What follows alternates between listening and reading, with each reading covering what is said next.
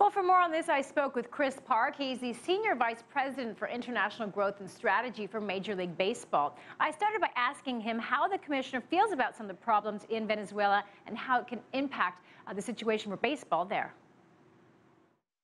It is a challenge. It's a challenge not just for our business partners, but also a challenge for our clubs, operationally speaking, and not to mention for all of our grassroots activities. But it's still obviously one of probably the most passionate fan bases and communities for baseball in the world. Certainly for, even just by way of one example, it's the second most prolific market for us for foreign-born major league players in the United States, second right after the Dominican Republic. And we think that tradition is certainly a really an impressive one to be proud of, but also one that we are optimistic will continue and continue to grow. Okay, let's go to another part of the world. We've seen a lot of Cuban players in Major League Baseball.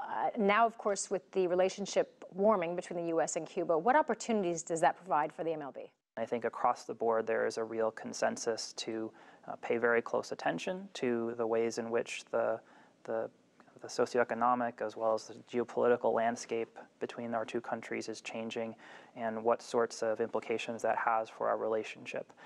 Obviously, these are probably two of the most vibrant baseball communities in the world. So there are a lot of just, again, self-evident opportunities that are out there for us. And I think for the commissioner, the main goal is to be mindful just as a partner to the different sensitivities that attend to the diplomatic situation there.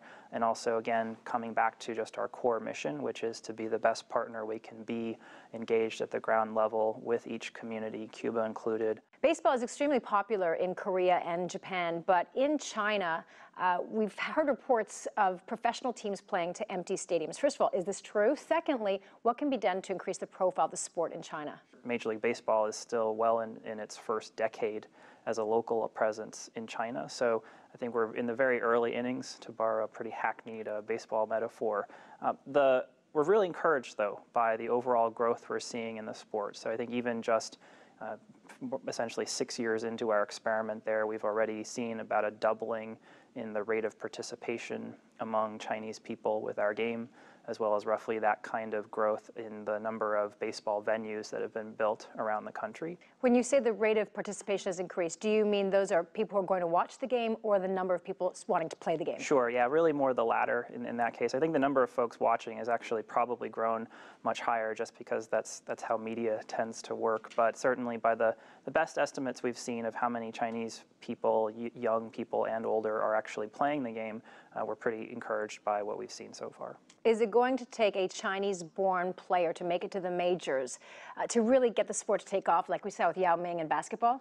Yeah, certainly if a Chinese Yao Ming baseball player came knocking on our door tomorrow, we certainly would answer the door.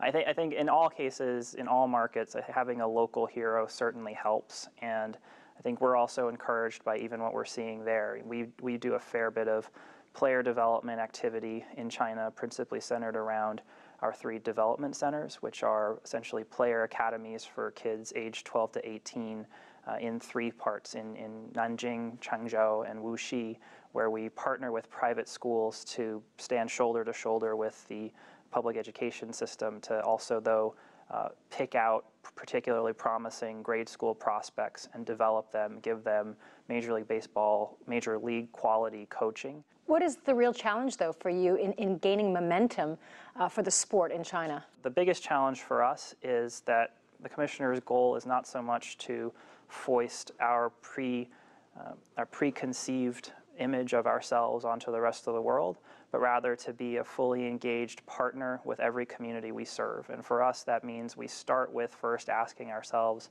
whether it's in China or any other part of the world in which we are a kind of an outsider, what is the best way in which we can be helpful to our fans, to our partners, to even government sponsors. And so in China in particular, that's obviously a challenge, not just because we think we have a lot to offer and we bring a lot of things to the table, but because Chinese society is very diversified and is itself undergoing a lot of changes. And when you look at the globe, how does China rank in terms of order of importance for you to grow the sport?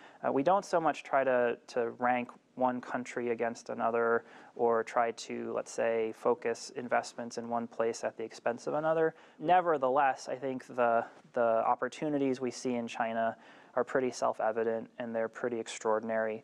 It's not just that the country and the market and the sub-communities in China have really unprecedented demographic and socioeconomic potential, but it's also that we think we're seeing the kinds of structural reforms and even just changes in the middle class and in family life that we think prime us as an opportunity to just become a more meaningful part, not just of the sports entertainment landscape there, but also just culturally speaking. So certainly the name and the market and the attendant questions come up a lot in our discussions and in our planning.